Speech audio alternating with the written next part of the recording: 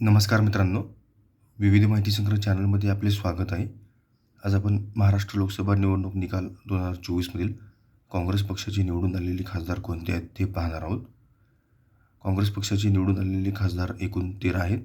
त्यांची नावे पुढीलप्रमाणे: मुंबई उत्तर मध्य वर्षा गायकवाड, नंदुरबार गोपाल पाडवी, धुळे शोभा बच्छाव, लातूर शिवाजीराव काळगे, सोलापूर प्रणिती शिंदे, कोल्हापूर शाहू महाराज छत्रपती, अमरावती बळवंत वानखेडे, रामटेक श्यामकुमार बर्वे, भंडारा गोंदिया प्रशांत पडोळे, चंद्रपूर प्रतिभा धानोरकर, नांदेड वसंतराव चव्हाण, जालना कल्याण काळे आणि गडचिरोली चिमूर डॉक्टर नामदेव किरसान.